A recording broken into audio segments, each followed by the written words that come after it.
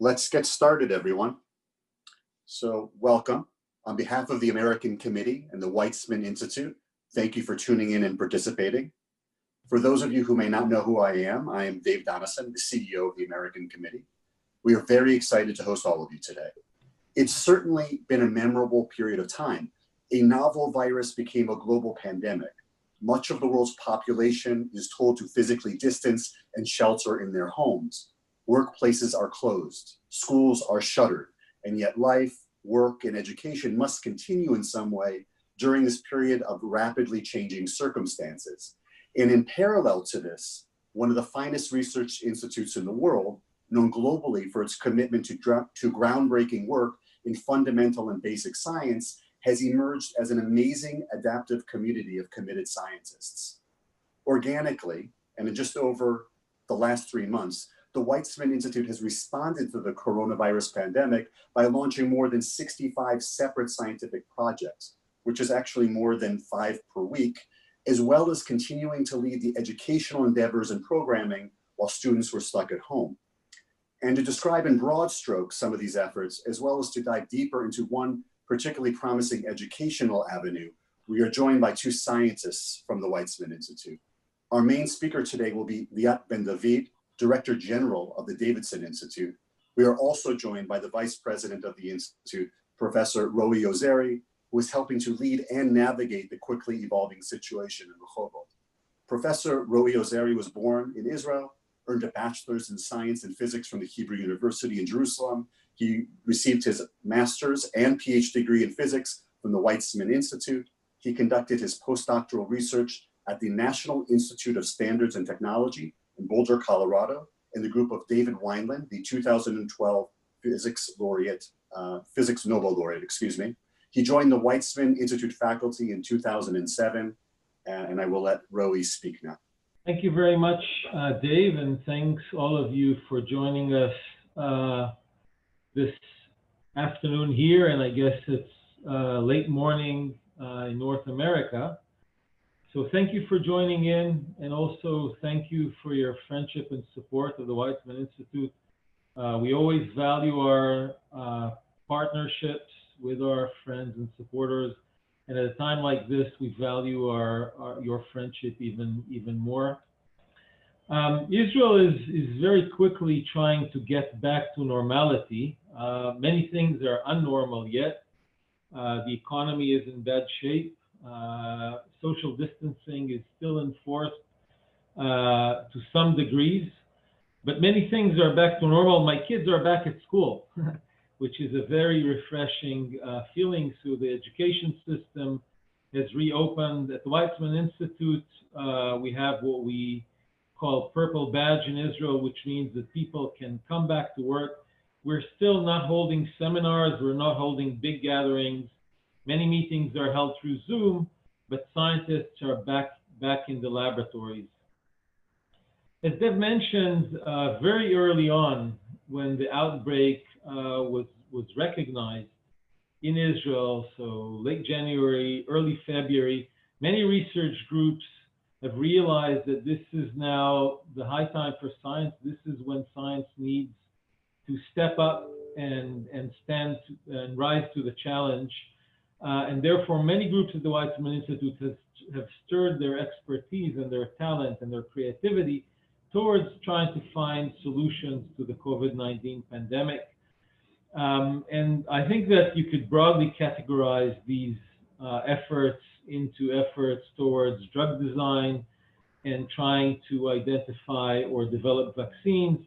Some of these efforts have been towards using AI tools into either signal processing that enable better detection and better analysis, for example, of lung imaging.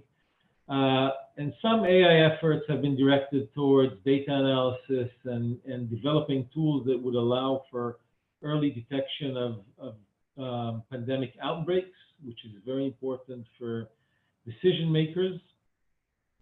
And I think some of the more unique efforts that we had on campus, and these efforts were led by the Davidson Institute, are efforts towards developing educational tools for the millions of kids that are stuck at home all around the globe. It started from a very quick initiative trying to respond to the situation in Israel, and I'm sure Liat will tell you much more about it. And then through the generous support of many of our friends through contributions to the Corona Response Fund, that's a fund that we initiated in order to help us support all the research projects on campus and be able to accelerate research to the pace that is right in a time like this.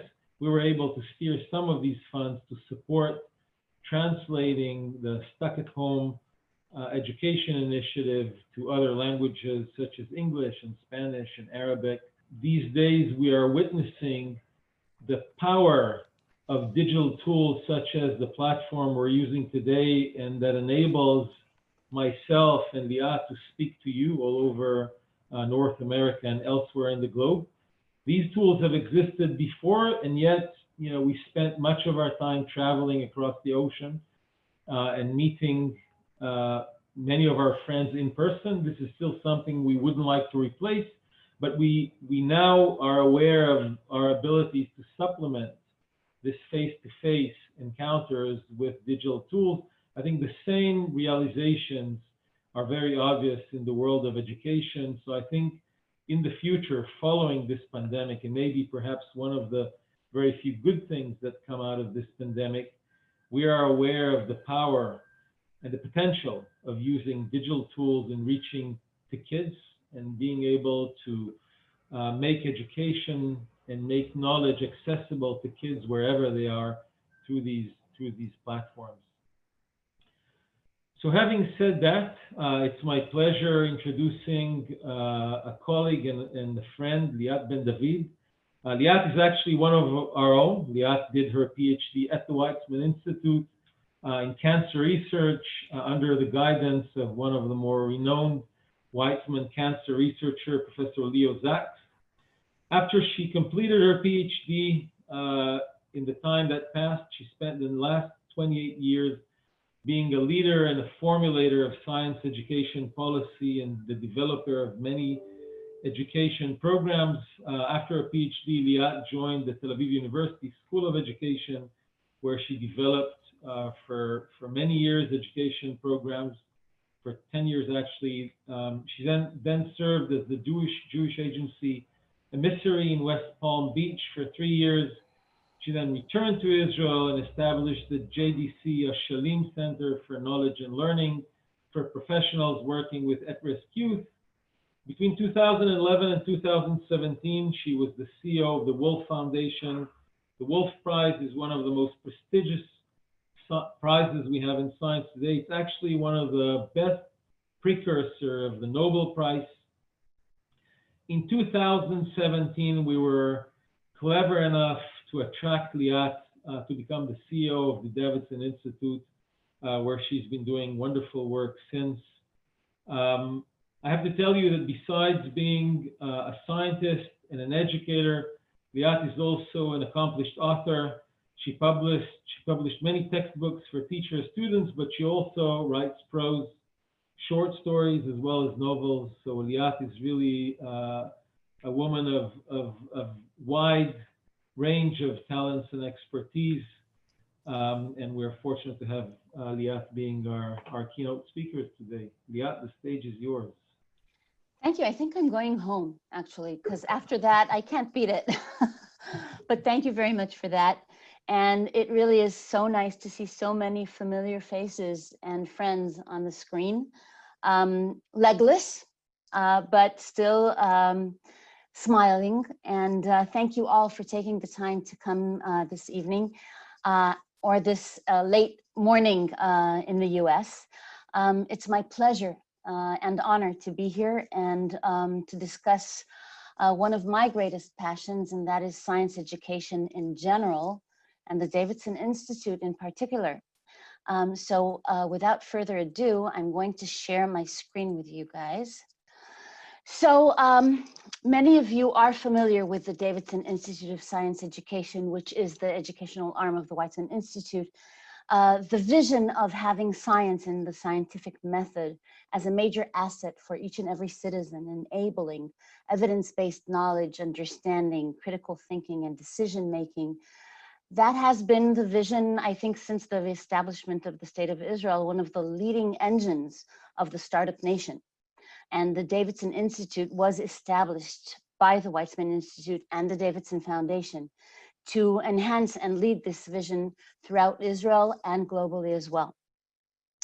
I would say that I will go just a little bit into detail about what Davidson does before Corona in general, for those of you who are not familiar with it and need a little more detail. Then I will speak about how COVID-19 has influenced us and conclude with what lies ahead, what we're looking at next.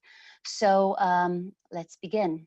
The journey of the mission for that vision that I just spoke about is bringing state-of-the-art science to the public of all levels, of all ages, in all possible ways. That's, in a nutshell, the mission, going from scientific literacy, using science as a social mobility tool, developing excellence in science so that we have the next generation of scientists, which are so important for this nation, and all the way to creating leadership in science, not only teachers, but also young leaders, especially in Israel's periphery, which we have been investing in for, I would say, for many years now. This mission of science for all in all possible ways has proved itself in ways that we haven't anticipated in advance during the coronavirus, and I will go into it in a few minutes. So a little bit of facts and figures of who we are prior to Corona. As I said, all ages and sectors. We work with the Arab community, with Ethiopians, with Israel's periphery, with all teachers, students of all age groups, families and communities. Some total of approximately 250,000 participants in face-to-face programs per year when they're not stuck at home. We also have international programs, which many of you are familiar with, the ISSI, the Safe Cracking Tournament. We work on STEM education, science and math education, all the way, as I said, from literacy to excellence and leadership, where the major assets that we developed are flexibility, diversity, active involvement of each one of our participants in the different programs, and science communication. I would say that for the past approximately 3 years, due to the iScience initiative that was initiated by the Davidson Foundation at the Davidson Institute with Weizmann, we have developed science communication and the digital arena in many different ways, from courses to videos to lesson plans, and of course, science communication, engaging all of Israel's public in what science is all about. We're all over the TV, radio, newspapers, engaging some 5 million unique page viewers, which in a country of 8.5 million Hebrew speakers, that's a very nice number. And I think more importantly, we know that most of them stay on a page for at least 5 minutes. That means that they're actually reading and not just browsing. And we have science VOD views, which exceed that and are used in schools, some 7.5 million viewers and users. So the assets that we've developed throughout these endeavors are actually, we're very flexible. We have a wide, diverse array of programs that use the digital arena, the physical arena, laboratories, outdoors environments, all comprised together in different programs to create and offer blended learning opportunities to different students in different areas in all kinds of environments and sectors. I'm emphasizing this flexibility and diversity with active involvement of our students because these are the assets that actually helped us when, lo and behold, mid-March came COVID-19 and put us all actually in a bubble. putting us at home. Schools and the entire society shut down. And as I'm sure you're all familiar with, we're just now starting to open up, as Roy said, and Dave said, with the purple tag. We're still not there, but I'd like to talk about the last 3 months approximately of what happened when COVID-19 came. One of the things that we recognized immediately was the need for science knowledge and for science education across the board. And we were able, because of that flexibility and diversity, we were able to respond immediately, just because we could. We developed expertise and strengthened deeply during the past 3 years this kind of expertise due to the iScience initiative and to the most important asset that we have, the excellence of our professionals who really are the best in Israel and know how to use these major assets.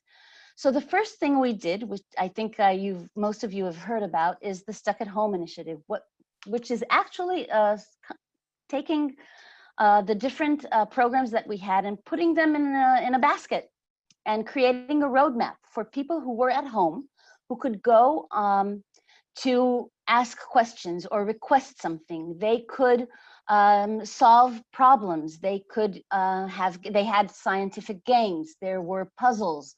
There was a lot of information online, a lot of VODs, videos on demand.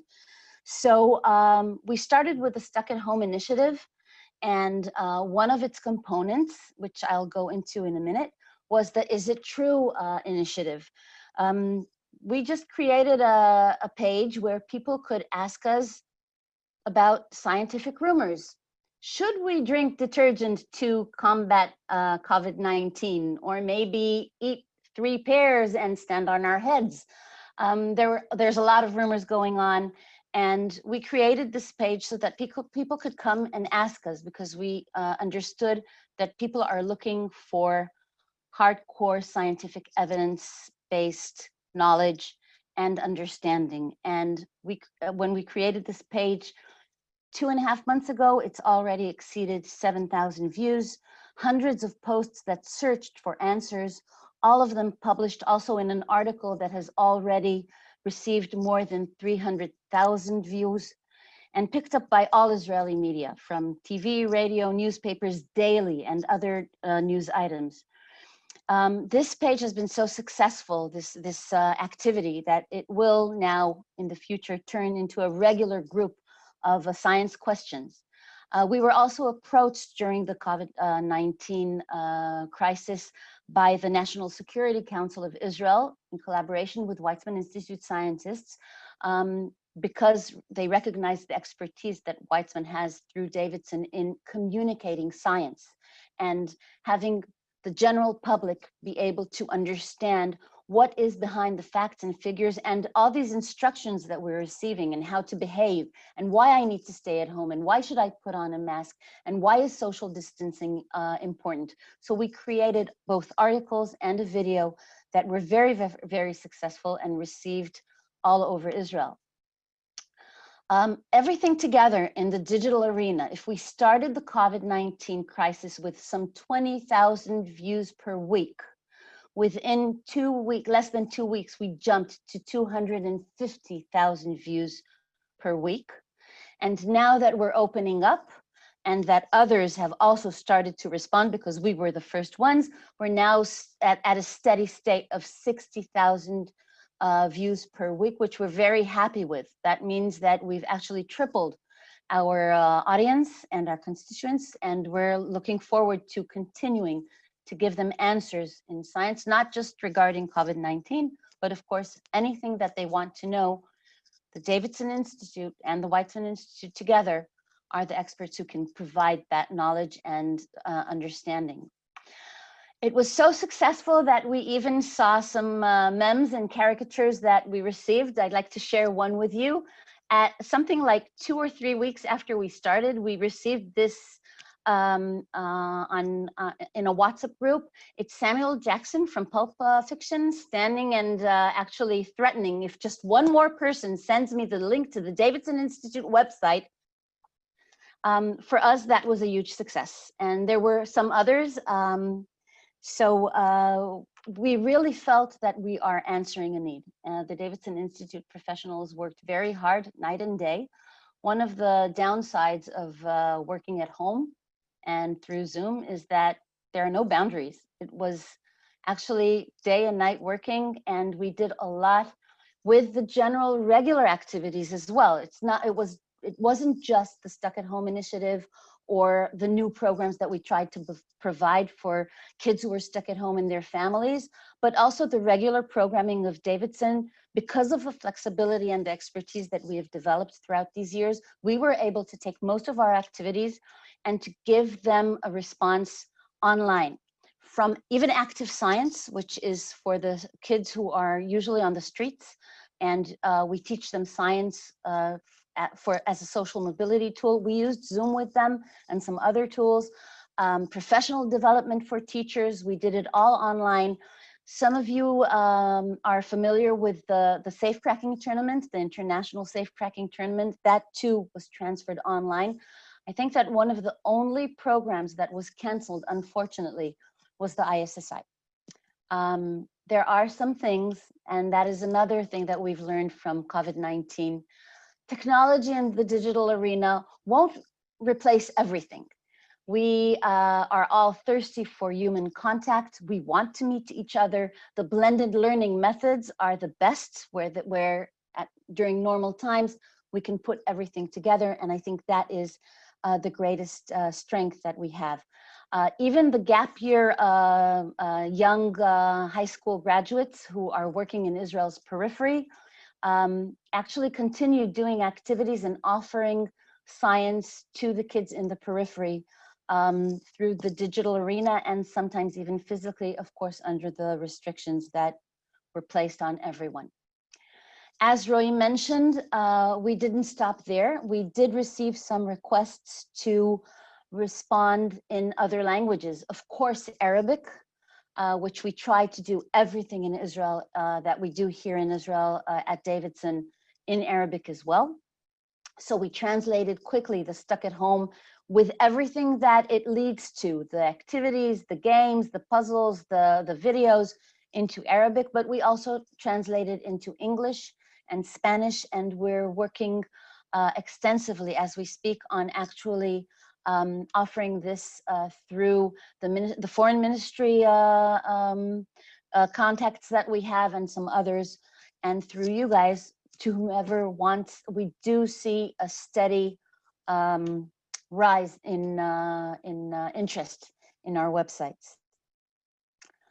So what's next? What have we learned, and where do we want to take all of these wonderful, wonderful initiatives, and especially in time where, like everyone else, we here too at Davidson are dealing with financial setbacks due to the financial constraints that our partners have, and the municipalities in Israel, the ministries, and of course the participants who are now facing economic challenges.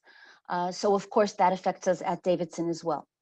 But within these constraints, we're trying to continue to focus on the strengths that we have exhibited during Corona. First of all, the iScience Center, hybrid learning, being able to take different environments, be it the classroom, be it laboratories, outdoors, and of course the digital arena, which is an expertise. Each one of these is an environment that you need a pedagogic expertise in science education to make it successful. We were able to give a successful response because of our experience. Unfortunately, others in Israel were not as lucky as we were. So we want to continue to be leaders in this arena, especially since we will continue to have black swans as we go. So we want to be able to continue to give these kinds of responses. Science communication, of course, is something that we are the leaders in Israel. The Davidson Institute is the jewel in Israel's ability to communicate science. And that is something that we will continue to develop. The unique learning environments that we have already are not enough. We are looking ahead to create environments that are much more engaging, involving, getting the participants to develop their own personalized learning, as well as teamwork with our experts. And that is what we're trying to develop at the new Clore Garden of Science, from environments that will help participants to create and to explore and be part of the unique methodology of science, enhancing their involvement. And the third, I would say, focus group will be working a lot on developing the 21st century skills. That is something that here at Davidson, we place a lot of effort in developing the kind of excellence that we're looking for in science education, be it through the teachers or the students themselves or families. Young leadership in science, because we work in Israel's periphery, and the thirst there is great, and it has grown through Corona. So we want to continue developing young leadership in science. And of course, all of this through innovation, because that's what this Startup Nation is all about.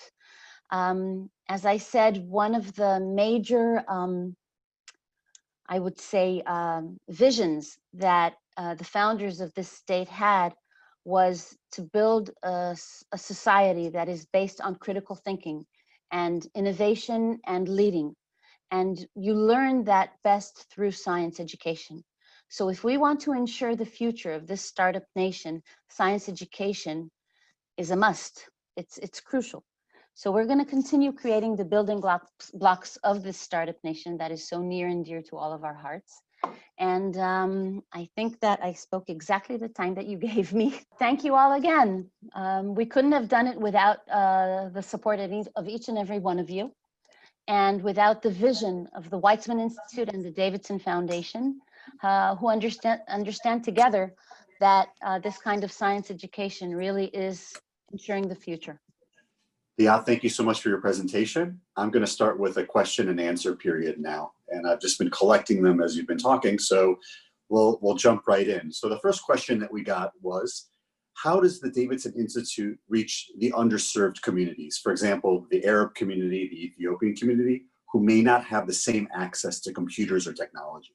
First of all, we work with these communities all the time. It's not new for us. So we know that most of them do have computers and they do Zoom with us. Some of them we have continued throughout this crisis to be in touch with, whether through Zoom, or lo and behold, we also have another way to contact them. It's called WhatsApp, and the cell phone.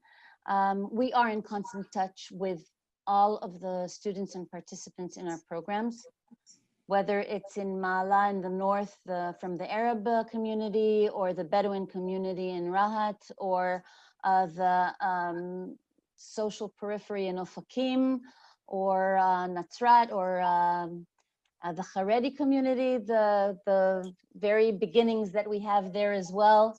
None of that has stopped, actually. And we're actually looking at some responses that they're all asking us to give, because as I said, one of the major understandings that COVID-19 has helped us with is that society now understands why it needs science.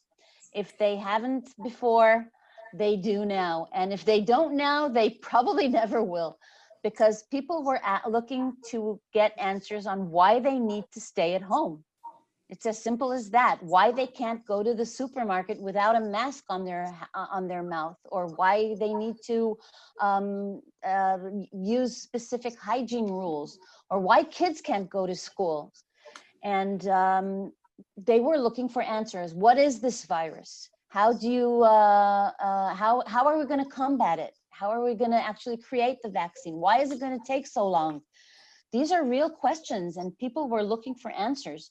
Now, here at Davidson, we've developed, because of the science communication initiative and because of the programs we have, we've developed we have a whole full professional staff of scientists, trained scientists like myself, who feel that education is their passion and know how to answer these questions in a way that every child can understand. So it's even more important now.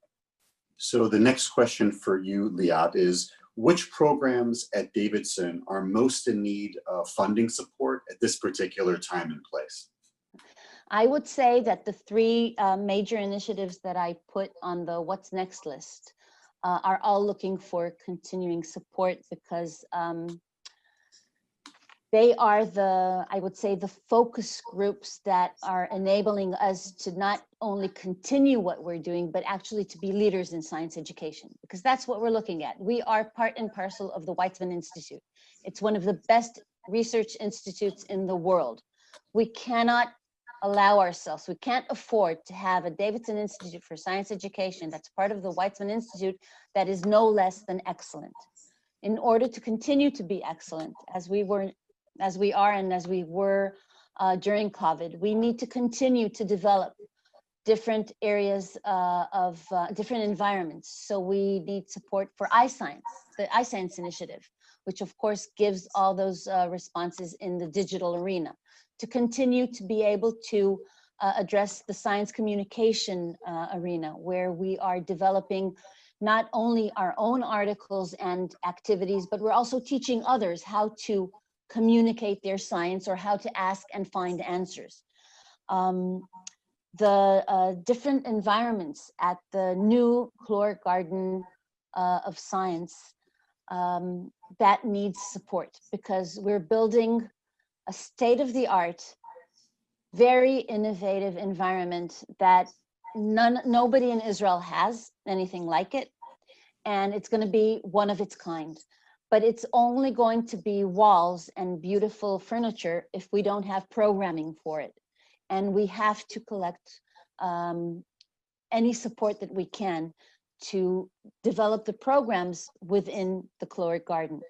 So, and the third one, of course, is the programs for excellence and leadership, because we are the only ones, for example, who are providing to Israel's high school students unique matriculation exams, matriculation programs in different sciences that no one else is doing. For example, you didn't mention it, but I also did my master's at Weizmann in neurobiology.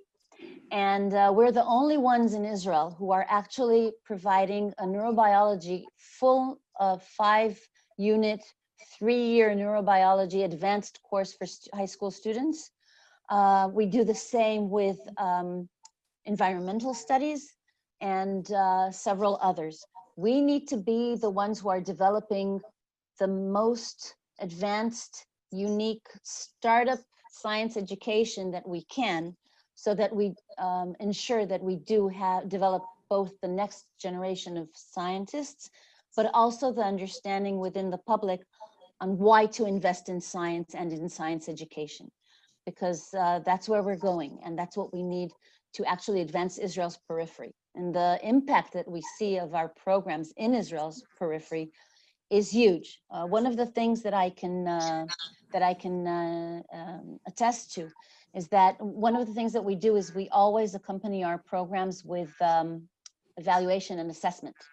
And we have seen during the past 3 months, we actually checked how our blended learning is working now that it's mostly digital. And the scores that we received, I'm not going to say in comparison to others who didn't, but I did. The scores that we received are between 4 and 5 out of the 5 scale. So they're the highest scores in Israel. Our participants feel that they're learning in a meaningful way, that it's impacting the way they view the world, their ability to give answers and engage in science and in understanding and making informed decisions. So we need to continue that. Yeah, we have another question, which is, I guess it's more of a technical question, which is it possible to get a PhD at Davidson? Unfortunately, no, but it is at Weizmann. No, Excellent. we are a not-for-profit organization for a variety of reasons.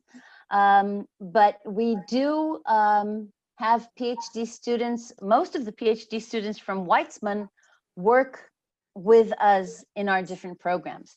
And I think that the expertise that these students develop in understanding why it's important for them not only to become scientists, but also to be, in whatever way they can, science educators, to actually create a better community and a better society here in Israel is very important. So come and do your PhD at Weizmann and work with us at Davidson. Well, this is actually a perfect lead up to another question that someone posed, which was, how do the faculty and students participate in the different programs at Davidson? If you could detail their mentoring or coaching or teaching, I think people would appreciate that. Great question. Thank you for that. First of all, we're, as I said, the educational arm of the Davidson Institute. That means that our board is mostly comprised of Davidson Institute scientists. The chair of our board, maybe you've heard his name, Professor Daniel Zeifman. Some members on our board, one of them is sitting right here, Professor Roy Ozeri, hi Roy, Professor Alon Chen. So Davidson Institute scientists are Davidson. But it's not just the board, and it's not just decision-making on the board. 67% of the Weizmann Institute laboratories are involved in programs at Weizmann. And I would say that a large part of the students, I don't have the numbers right now because of Corona, so they're not updated, but all of our programs are led by professionals from Davidson who are, by the way, as I said, a lot of them are people like me, scientists who graduated at Weizmann and decided that science education is their passion. The students and the professors. Now, the involvement can be anything that their heart desires. It can be from giving a one-time lecture every year or every other time that they feel like, to students or to the general public, or according to any other need, to actually working with a classroom, or even developing unique programs with us at Davidson. We actually have several unique programs that were initiated by a very close collaboration and partnership between Weizmann scientists and Davidson professionals. One of those programs, for example, is in plant sciences, and it's being developed. It already started a year ago. It will now expand all over Israel. It's called Partnering in Science. And it's a perfect example of collaboration between scientists who are researching a specific area, students who are learning the molecular biology, the microbiology, the environmental studies, and actually doing research on the ground that is helping these scientists. And we're developing the professionals, the teachers, and the communities around these areas. So and some of it is being done digitally, and most of it is being done physically on the ground. So it's a perfect example of blended learning, also always looking for funding. But it's also a unique model, actually. It's a model that doesn't really exist right now in science education. So that's what I mean when I say that we are kind of the startupists in science education. We try to create the next best thing in science education for the 21st century challenges and needs. So I'm going to combine two questions into one because they're very, very linked. So given that the stay-at-home program has been accessed in other countries, including Arab countries, have you been approached by educators from these places for advice or suggestions to partner, or sharing unique ideas and programs with them? Well, first of all, I'd like to say that when we started with the Arabic, which was not so long ago, and we're very thankful to Israeli donors, actually, who helped us create this initiative. I would say that within something like a month, we had almost 100,000 followers in Arabic, where 70% of them were not even from Israel. So they were from all over the world.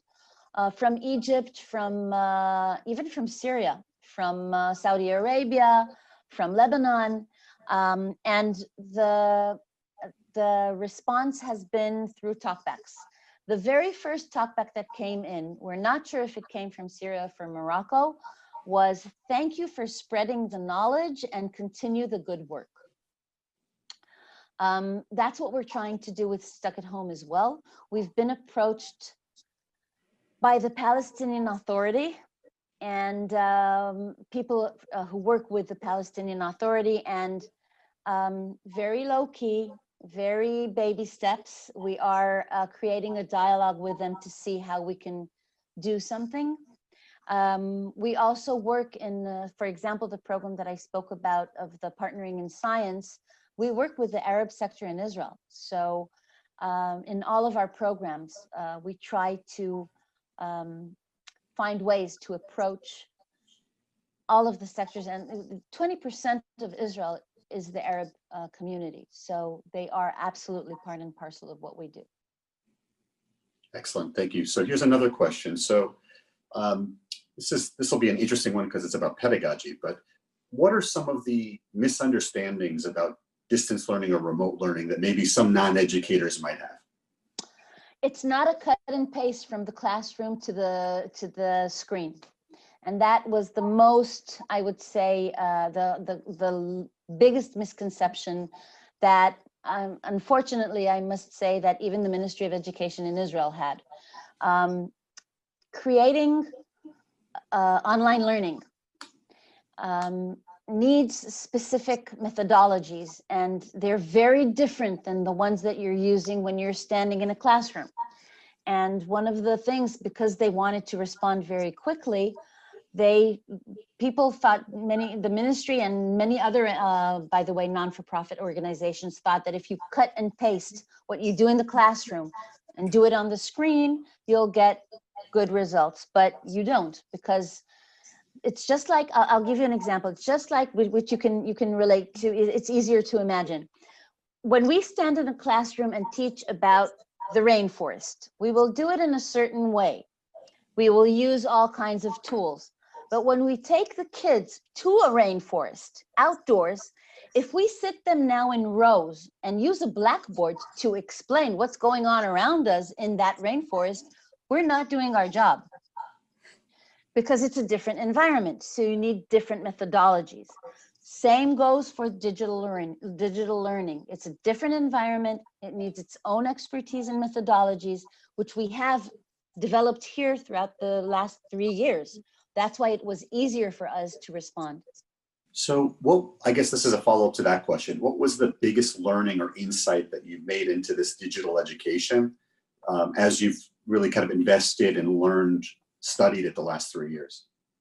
Okay, I think that one of the things that we've learned and was enhanced was actually very obvious through the COVID-19 crisis was actually exactly what I said, the need to be flexible and an expert in different environments.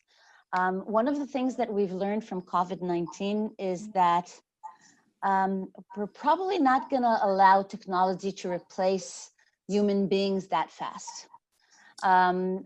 Regardless of what everyone was talking about before, about robotics and AI and so on, that's fine, but we still need human contact. We still want to, see each other's legs and walk around together and maybe go outdoors together and see our eyes in a much closer experience and do things together, dance and music, and we need each other. We need to communicate together and to create peer groups. And although you can do it digitally, it's not the same, and it can't replace it completely. So I think that the ability to create a diverse, I would say, basket of experiences and of programs where you can be flexible and at different times use different means and different environments and different kinds of activities, I think that's the best way to really develop the kind of answers and the kind of expertise that we're looking for. That's why that's what we're looking at right now for the next steps, to really create different environments that, I'm sorry, it's evening here in Israel and it's dinner time soon. So I want to create a buffet of science activities and science education where people, both personally and in teams and in groups, can come in and create the meal of their hearts, of their dreams. That's it's a beautiful vision. I guess when you look at this period of time, what are you most proud of? What do you think the biggest success or the most surprising success for you and your staff have been? Well, those are two different questions. What I'm most proud of is the resilience and the motivation, which was endless, of the Davidson Institute professionals. The best and the most important asset that the Davidson Institute has, just like Weizmann, is its people. It's our human capital. And they all stepped up to the plate regardless of the financial burdens. We had to let go some. We had to cut back salaries. It wasn't easy to work from home, to help everyone else be at home. But I have to say that I think that's my greatest pride. And humbly, I feel very blessed to lead such an amazing organization of people, of professionals. They really are the best in Israel.